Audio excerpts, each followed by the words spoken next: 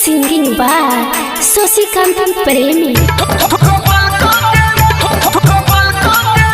जय मां गहिल रिकॉर्डिंग स्टूडियो खगड़िया।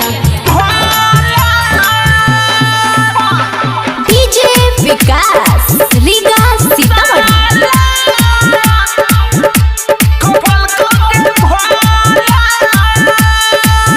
तोहर जोबना लागे छो यार गे, देखे में अब भेलो बेकार गे। के कोई को तोरा बार बार गे केरी हो साला, ठोकल को गे भाला। केरी हो साला, ठोकल को गे भाला। तोहर जोबना लागे छो यार गे, देखो में अब भेलो बेकार गे। के कोई को तोरा बार बार गे केरी हो साला, ठोकल को गे भाला। केरी हो साला, ठोकल को गे भाला।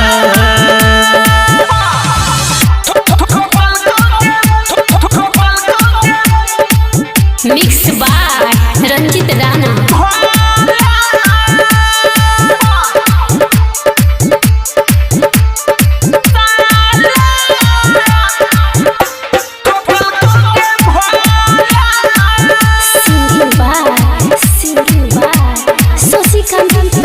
केकरा से तू चक्कर चलो लगे छोड़ी, सब भद्री के नाम तू कहले छोड़ी।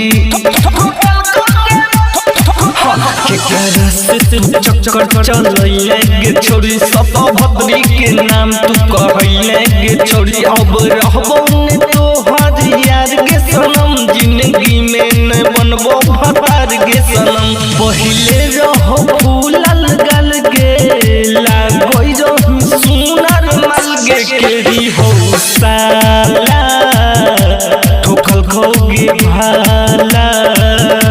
केरी हो साला, ठोकल खोगे भाला। Mix by Ranjit Rana.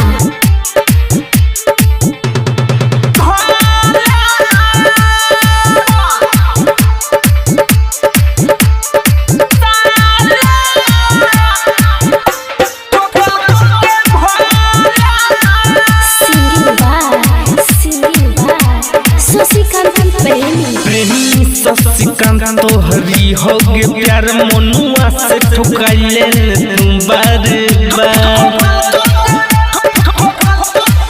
रंजित राणा के तुम गे प्यार, सूरत से ठोकाइले तुम बार बार। कहरी हो बाबू सोना तोरा जान गे सनम, माफ कर दो ने तोरा भगवान गे सनम।